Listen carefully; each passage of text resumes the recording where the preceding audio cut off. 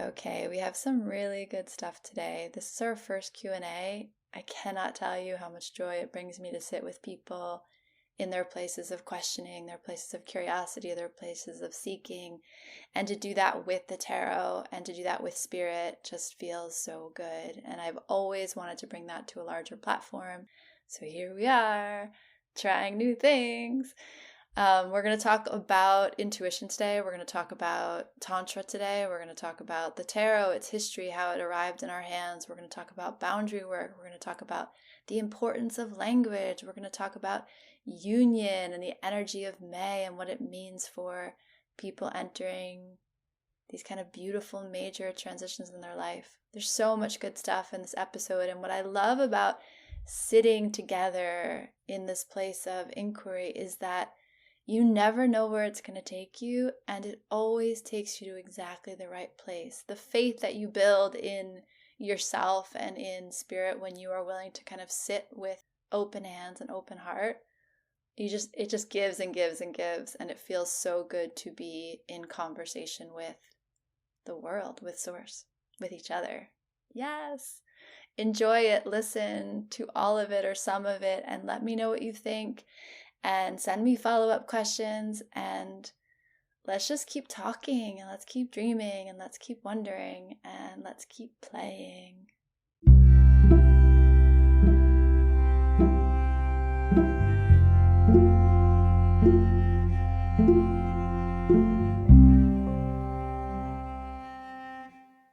It's giving, let's get curious. It's giving everything is sacred. It's giving art. It's giving light you up and turn you on and set you free. It's giving you are the wisdom keeper. It's giving freedom, and it's giving love, and it's giving you are more magical and powerful than you can comprehend. It's giving, I don't know what's happening, but I am so here for it. It's giving you are pure potential. It's giving mystical. Well, I am just so pumped to be here talking to you guys through the questions you sent me. There's just nothing that makes me happier than people, and people seeking and searching and finding their way home. So that's what I hope to do with this. I'm going to answer some of these questions are questions for me versus the tarot, but what I'd like to do is one of the things I guess I want to express to everyone about the tarot is what a beautiful tool it is. And I think that more and more we see people using it in creative and extraordinary ways and for their own self-development, self-realization, self-empowerment. But a lot of people still think of tarot as this, I don't know, card game, Magic 8 Ball. There's nothing wrong with the Magic 8 Ball, by the way. But tarot is such a deeply powerful and deeply personal tool, and I just want to show you that there's no limit to how you can engage tarot. So I'm going to answer some of the questions that are kind of more directed at me, but I'm still going to pull cards for it, and we're going to see what the cards say, what Spirit wants to say, and I'm just excited. Okay, so the first question was from Liz, and she said, I'd love to hear you talk about integrating spiritual musings and nudges into life. How do you blend what you are receiving with your day-to-day?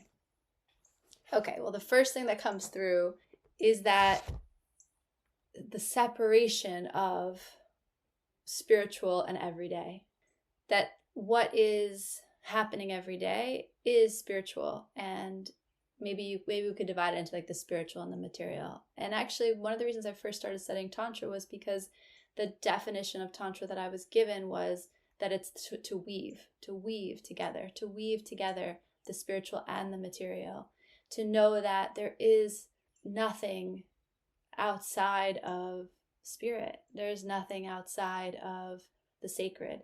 And in Tantra, I think a lot of mystic traditions say this, right? Mysticism, Kabbalah says it, and is it Gnosticism in Christian religion? But the idea of the mystic traditions, that's what they're basically saying. They're basically saying anyone who's telling you that God and you are separate, anyone that's telling you that the body and the soul are not one, is mistaken, and that part of our human experience, part of what we're even here to do, is weave together the spiritual and the material, is reform, remember that is true. And when I talk about masculine and feminine practices or masculine and feminine energies, One of the first things I want to say to everyone, and this is not me, this is, many, many, many much more intelligent, more learned people saying this, right? But is that it's all one. It's all one energy. And we as humans, we like to kind of tease it apart so we can analyze it and look at it and feel it and study it and kind of dive into it and polarize it and all that good stuff. But the idea is it's all one. And I would say the same thing for anything that's asking us to kind of separate the spiritual and the material. So that's kind of the philosophy there. But the truth of it is that most of us don't weave those things together. And for whatever reason, what can you call it? You can call it indoctrination. You can call it the cultural narrative. You can call it learned behaviors. You can call it psychology. You can call it ego. Like, you can call it a million things. But somewhere along the way, most of us were told a variety of things, but something along the lines of, you are not God. God is out there. The sacred is out there. Spirit is out there. And then there's you. And you're here.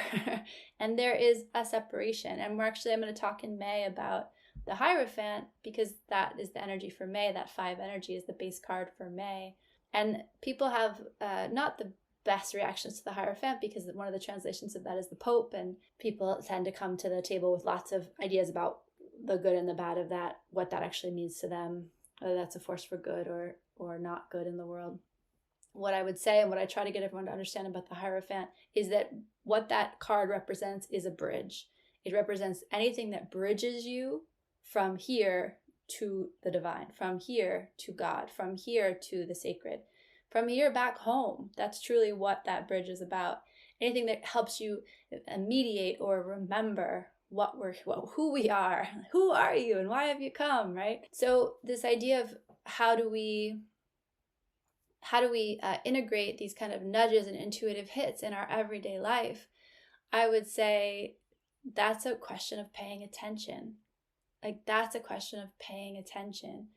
If you really are paying attention to here and now, if, like I've said, like if you really bring your energy to what's happening right now, it's almost impossible to feel disconnected from spirit, from source, from your intuition, because here is everything. Like, in this moment is everything. In this moment is all potential. All potential. So when you get these intuitive hits or these nudges, maybe that's partially like a part of you, a higher self, a guide, an angel, an ancestor, poking you on the shoulder a little bit. Like, remember it's all here now. Remember everything you need is here now. Remember the miracle that you are breathing.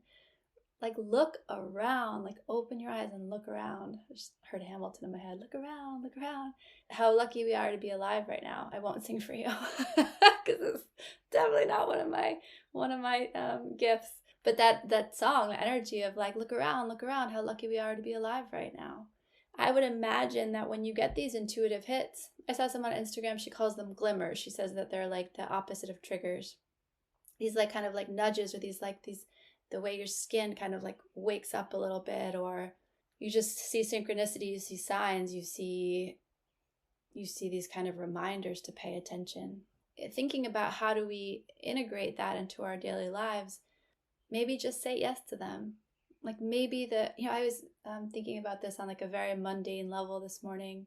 I know, I was sitting outside, it's beautiful here, I was like having my coffee, and I was listening to something, and I had all these things I wanted to do this morning and I wanted to get done today, but I was like, sitting outside having my coffee, and it was really nice. And then this bee came, and I'm like pretty chill about bees, but it started circling around my head, and I was like, it started to feel a little uncomfortable.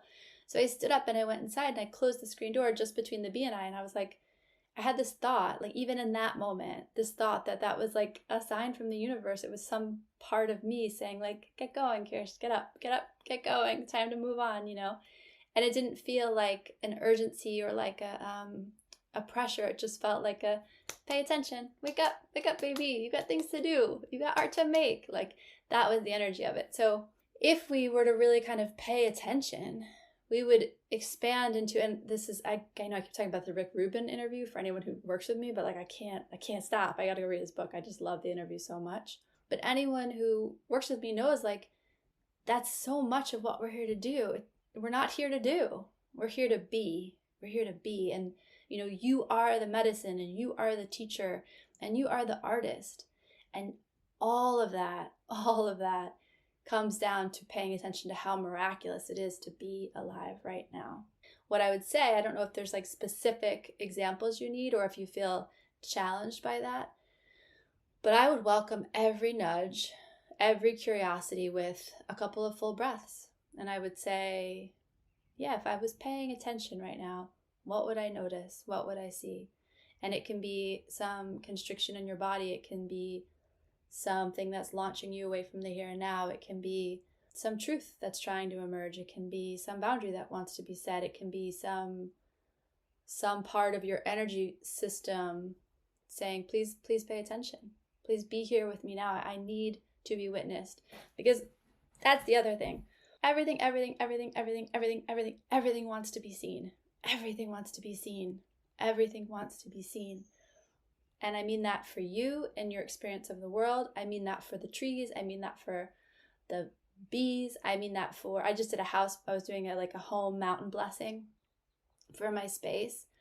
I can't tell you that when I brought my awareness to my home and the land that my home sits on, how the whole place erupted in joy. And I was thinking even my house wants to be seen. Everything wants to be seen. The land I sit on wants to be seen and engaged with. So I guess I could say that it's all the nudges. That's always the redirection and the paying attention. And I wonder how things might change, how your perception of those might change if you imagine that everything was sacred. Everything was of spirit. Everything was of the divine.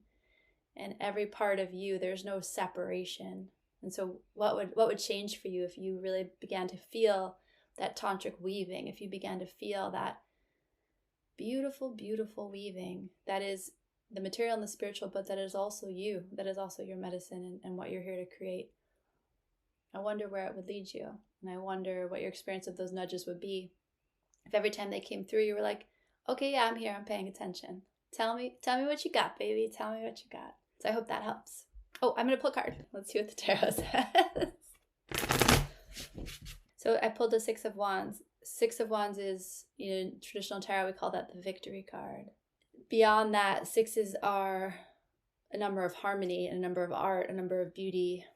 Yeah, harmony is the best word for what six energy is. It's a musical resonance, a musical cohesion, a musical balancing. And wands are our fire energy. They're our heat, our creativity, our sexuality, our inspiration, our life force, our vitality. And so the Six of Wands is saying, find me harmony with your fire. Find me harmony with your spirit, your vitality, your aliveness, your flame. And that's why we call it the victory card, because that's why it's called the victory card in tradition, because it's saying when you can harmonize your fire element, your ambition, your heat, your get up and go, that great things happen. That's a place of real victory.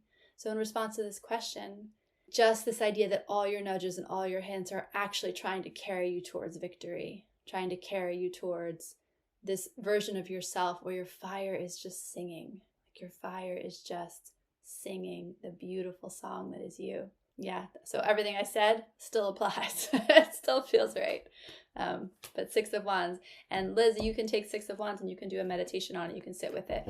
Do some direct revelation. Visit that card. Put yourself in that scene and be like, what is up? And it will share with you, I'm sure, more and more treasures. Nina asks, what do you feel the origin of the tarot is? And does it transcend Western culture, or are its archetypes connected to the Judeo-Christian psyche? There are many people who talk about the history and the origin of the tarot that could probably speak more, definitely could speak more intelligently about this topic and about the history of tarot. I will say that the archetypes that exist in the tarot is at its most broadly, my perception of the tarot is it kind of tells the story of a life. It tells the story of what we're here to experience and encounter as humans, as embodied beings. And when I explain it to people, the major arcana, the first 22 cards of the major arcana, they're everyone will face these energies. So some of them are your strengths, some of them are your weakness, your nemesis, But the point is, like, if your life was a drawing, these are the Sharpie lines. These are the things that you are going to deal with. You are going to deal with your sense of abundance and sense of creativity. You are going to deal with death and transformation. You are going to deal with hopefulness. You are going to deal with what is God. Like, you are going to kind of walk this journey from the Fool to the World. You will encounter those energies. The minor arcana is like, in that same drawing, a pencil drawing. So you can, some of them are shaded really dark and some of them are shaded really light, and you can move them and adjust them, and there's a little more flexibility to how they show up in your life. But the idea is that these are all, this is kind of the portrait. The tarot is like the portrait of the human experience. And if you like look up online, like if you Google, like history of tarot, it will tell you that it was a card game. It was a card game in, I think, Italy, maybe the 1500s. So yes, there's that. But I would also say that the themes that come up in the tarot are the themes of mythology, right? They're the themes that any culture you study will have these energies, like especially of the major arcana, will have these energies running through it. Like there will be a question of what is consciousness. There will be a question of what is flow. Like there will be a question of death and transformation. There will be a question of regeneration, like symbols and signs and stories around these energies. So in that way, I think tarot is this beautiful expression of, again, the human experience, but also these like kind of core personas, core archetypes that have existed throughout time and way beyond any appearance of a card game in the 1500s. Something that occurred to me, though, when I was thinking about this question from Nina is, it reminds me of the trajectory of the rosary. Because the rosary is something, right? Prayer beads. We talk about how that's an ancient energy, and then in the Catholic Church, obviously associated with Mary and associated with women. And the idea that the prayer beads were something that, even when the church went through its most insular, power-hungry places, the rosary survived that. Like the rosary always survived. And I would say that the tarot, people, you tell people that you study tarot, I've had more than one person tell me that there's the devil in that, or there's, bad energies in that. And I'm so sorry for that assumption. I'm so sorry for that experience of the world, because my experience of tarot is so different. My experience of tarot is this incredible companion and this incredible cord of love that comes from source energy. But what I'll say is, people are so afraid of the tarot, and yet in your household, in every household, there's a deck of playing cards. Those two things are exactly related. The 4 suits of the tarot correlate to the 4 suits of playing cards. The court cards all exist there. And it's really interesting because the only card that does not fit in the deck of cards, right, is the Joker, which is the Fool, which is the first 0 card of the major arcana. So I would say that in some ways, tarot is parallel to the rosary in that it's about a direct experience of God. It's about a direct experience of these archetypes. And that will survive regardless of what people think of it. Like the experience people have where they need to feel source close, they need to feel God close, and they reach for tools that do that. That to me is what tarot is. And I think there's like kind of a certain beauty in the fact that playing cards have kind of become something that every house has, even though they don't realize the association with the tarot, the game that was played in Italy or in Europe in the 1500s. And it's interesting to think about the way that need to have like pictorial, numerological energies of play in your life, it still exists. Like it exists whether the church agrees with it or not. It exists whether people are afraid of it or not. Like that exists to play and to explore. The story of being a human is obviously goes way beyond tarot, right? But the gift of tarot is that you can take these energies and hold them in your hand. You can play with them and you can enter them. You can have a direct revelation with the tarot where you enter the space and say, tell me, 6 of hearts. What does the 6 of cups mean? What is the energy of 6 hearts all lined up in a row? Right? It's really interesting. What is the 2 of hearts? Like that's the 2 of cups. What does that feel like in your body? Like You could do it with a playing deck, but you can also just do it with, but you do it with the tarot. Like you can enter these spaces and have a direct experience of the story, a direct experience of the stories that run through all cultures across time. And something about that just makes me feel, yeah, like there is a river. Like there is a river of knowledge and connection to source that will never dry up. I don't know, Nina, does that answer your question? But that's what it made me think of. It made me think of like this idea that there's a way in which magic and mysticism and like life, like vitality, like spirit stays. And tarot is one of the places where it's made a home. And it does remind me a lot of the way the rosary has kind of held that energy of women's hands.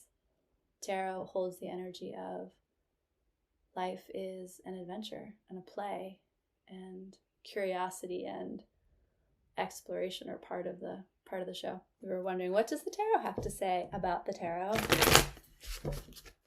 Oh, shut up. I can't. Also, the tarot has the best sense of humor that ever was. I mean, oh my god. So I pulled the World card, which for anyone who knows tarot knows that that's just hilarious. It is the 21st card in the Major Arcana. It is the last and final card in the Major Arcana. It is all things. It is completion. It is wholeness. And it is wholeness not from a sense of like source wholeness. It's wholeness in terms of like, I have walked it. I have walked it. From the Fool to the World, I have walked it. I have walked all the steps. And I am just such a yes to the full human experience. If you believed in reincarnation when you get to the World card as a soul, you would start again, or you would leave this school and go find, another place to incarnate. What the tarot has to say about that is that it's like all things. This is beautiful, beautiful deck of cards you can hold in your hand that contains all things. And one of the things I love, when I teach tarot, certain cards will trigger people and they'll be nervous about the energy of what that means, right? Like, well, that's an energy I don't want to bring into my life. What I would say is that it all exists. And what the tarot is willing to do with us, sit with us as just such a patient, loving teacher. And the card that comes to mind is the Five of Swords, right? Like the Five of Swords is a very difficult energy. It's conflict and challenge and pain, and the ways that we wound each other and the ways that we are wounded in return. And at the same time, like one of the beautiful lessons of that card is pay attention. Like pay attention to who you are in the world. Pay attention to the places where you've been wounded, but also pay attention to the places where you've wounded. When have you gloated over your victory? When have you, nursed your wounds too long? And when have you walked away when maybe you should have fought? Like there's so much happening in that card about who we are and how we treat other people. And tarot is one of the only tools that will just kind of show that to you with no judgment and actually beyond no judgment, like an acceptance of, hey man, that's what being human is. Like, hey man, that's a part of the human experience. So let's not shame ourselves for it. Let's not judge ourselves for it. Let's see it and let's get curious about it.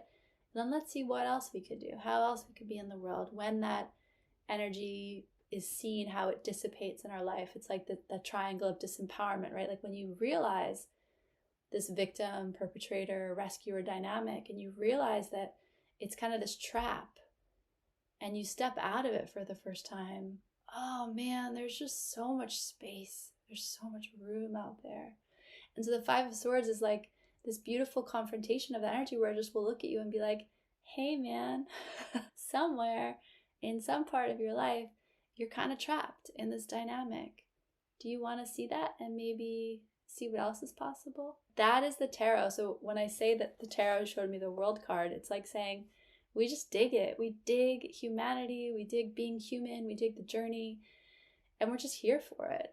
We exist to show you that it's all okay. We exist to show you that nothing is to be turned away and that all of it's all right. So, I love it. I love it. Tarot is just it's just the gift that keeps on giving. All right, cool. That was a good one. Oh, Tarot, you're so clever. Okay, Lisa asks, just beyond the 5/5 eclipse, I will be married to my sweetheart on May 6th. As we cross this threshold into union, What would spirit and my guides like me to know?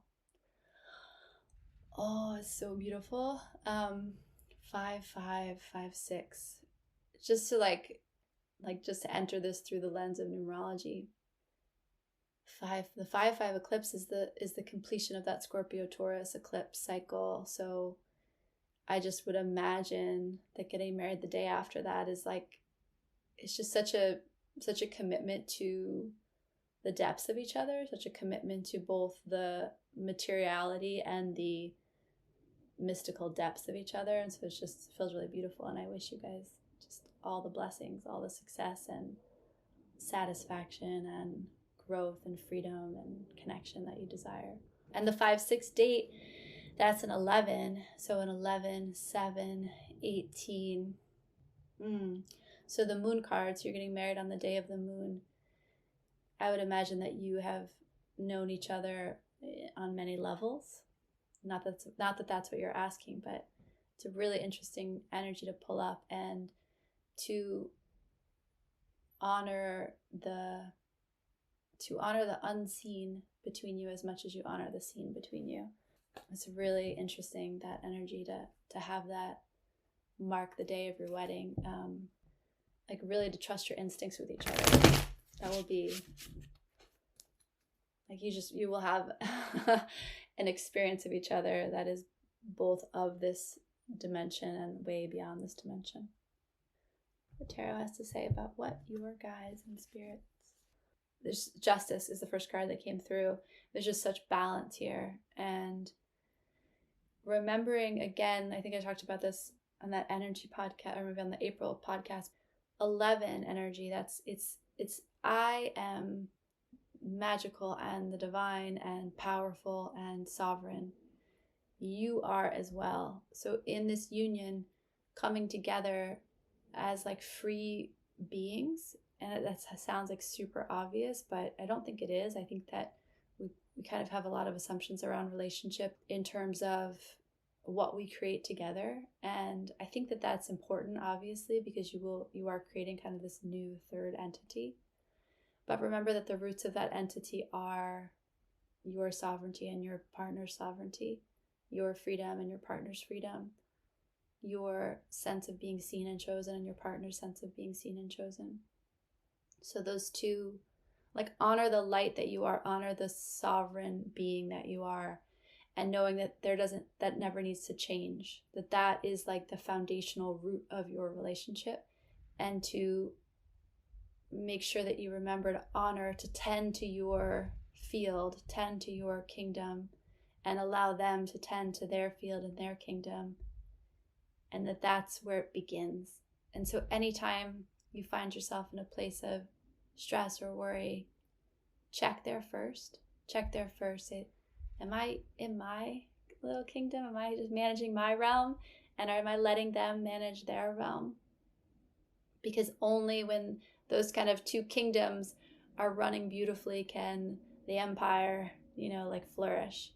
The next card you get is the Fool, which again is like so much divine protection. The Fool card is, the Fool is fearless because there's nothing to fear. Like I said about the tarot a few minutes ago, it's all good. Like, it's all good.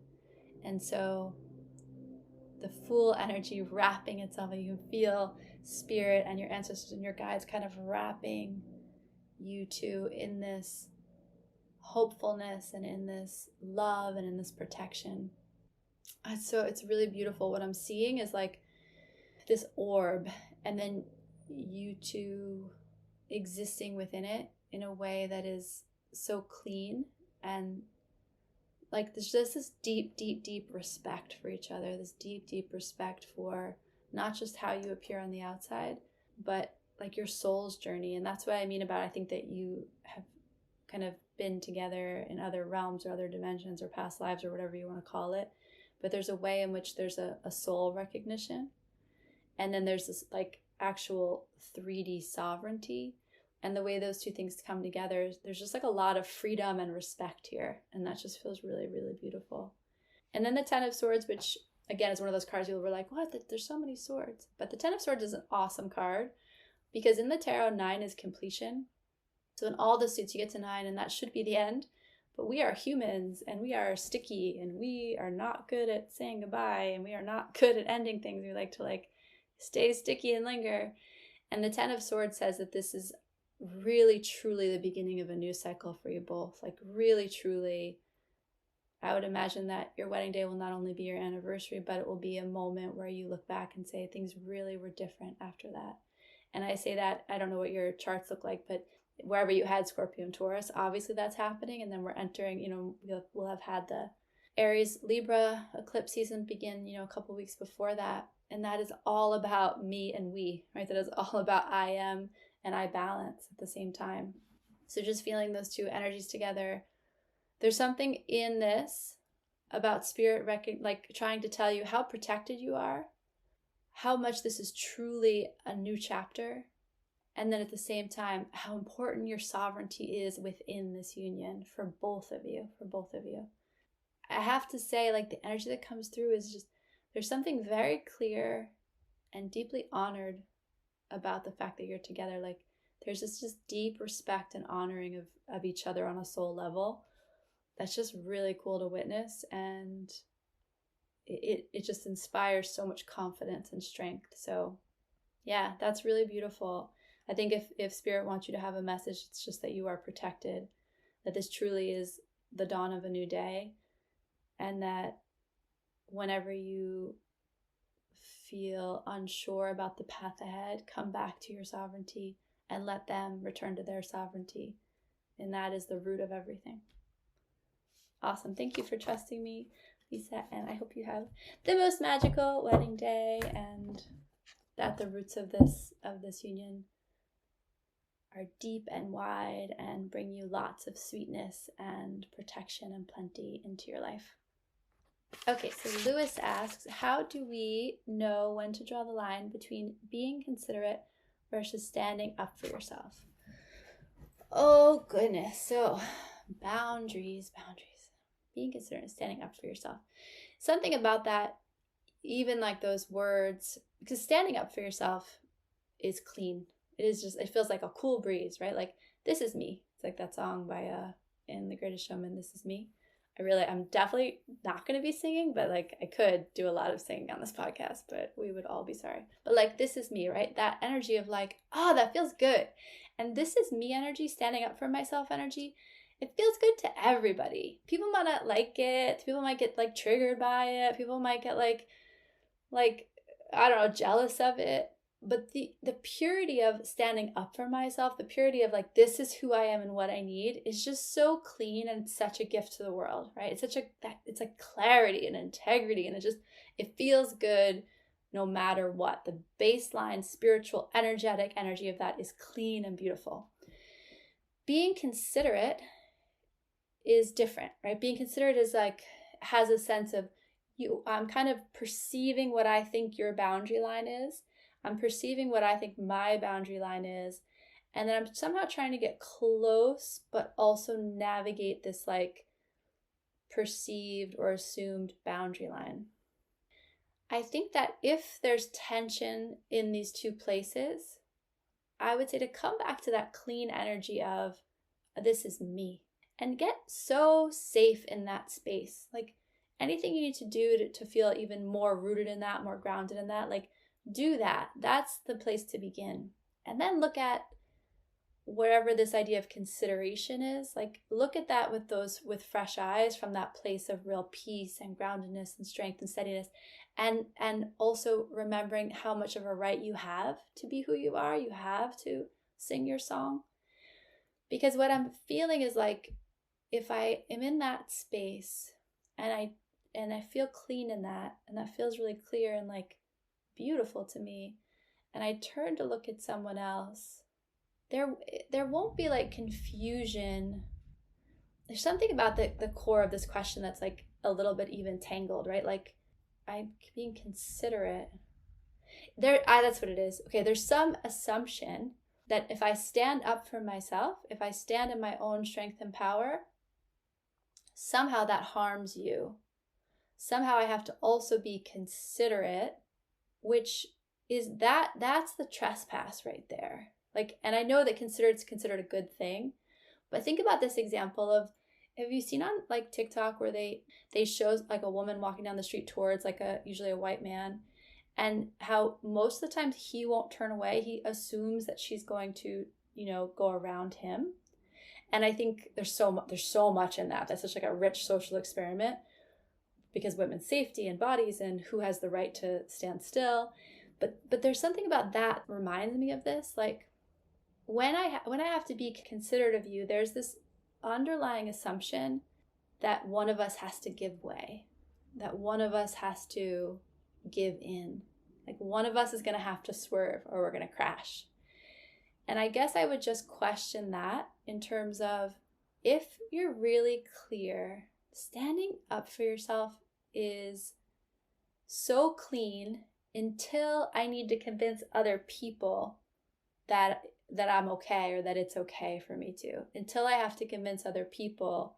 So that's where that's where this feels a little bit tangled in terms of separating out. Okay, so if I stay with me, this is who I am, this is what I need.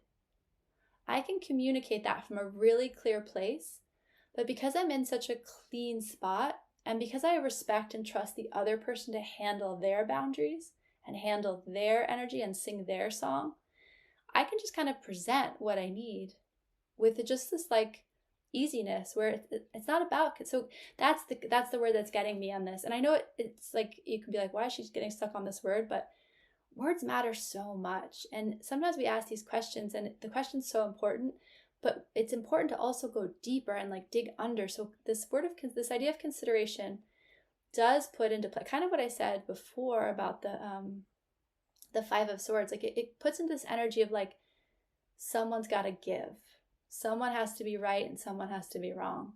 And that maybe is like where it's getting sticky, right? So if we dive underneath that and we just say, listen, I'm a person who has needs and a clear heart. I'm clear. I like know who I am. I know what I'm trying to say. And I come to you and I say what I have to say. I can respect that you know enough to like mirror back to me. Oh, sure, I hear you. I can be with that.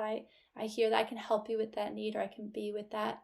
Or the opposite, or some other 1,000 variations of, I hear that you need that, and that's not possible for me right now. Do you see how like all of a sudden we're both allowed to be these like sovereign beings, and we're both allowed to sing our songs, and we're both allowed to stay in our truth, and we're both allowed to have needs, but there doesn't have to be a winner or a loser. No one has to give way. No one has to. Consideration also kind of makes assumptions about what the other person needs, what it's like for the other person. Boundary work is so important, and it's so complicated, like human relationships, right? The toughest school on earth. But what we work on in my like worldview is we work on our own sovereignty. We work on holding ourselves with such kindness and compassion, but there's no part of us that we're ashamed of. There's no part of us that like is not okay, and whose voice isn't allowed to be heard. And when you get to that place where you kind of are like, yeah, this is who I am. This is my song, my tapestry, my expression.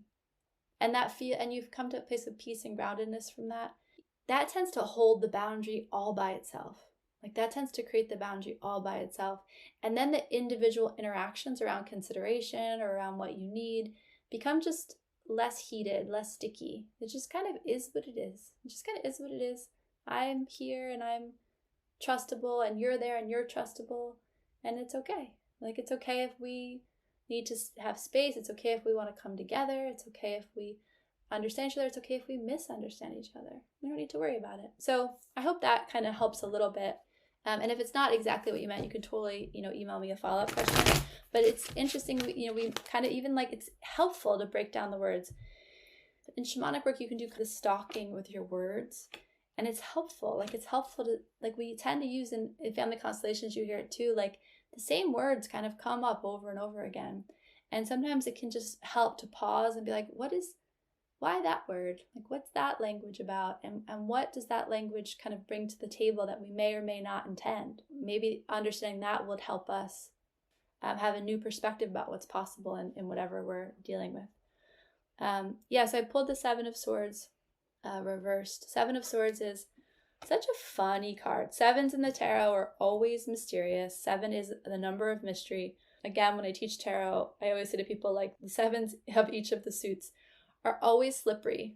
It's not a meaning you can easily like hold on to, because that's like the nature of 7. So like make peace with the fact that 7s are always a little bit slippery.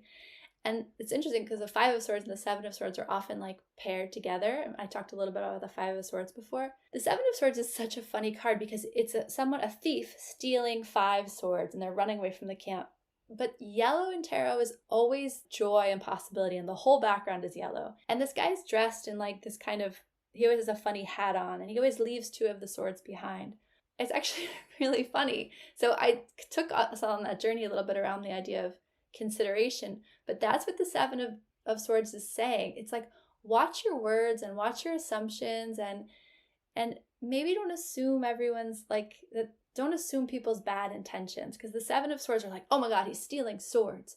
And like, he is stealing swords, but he looks like he's possibly at like a circus or an enemy camp, and he's only taking 5 of the swords. So is he just trying to like play a joke? Is he trying to cause trouble? Is he part of the circus? Like, we don't actually really know what's happening in this card, but we look at it and we're like, oh my god, he's a thief.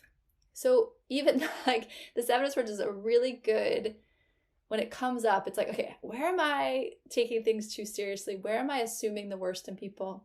And where can I possibly like, what are the other angles? Like, how could I turn this and look at it from different places?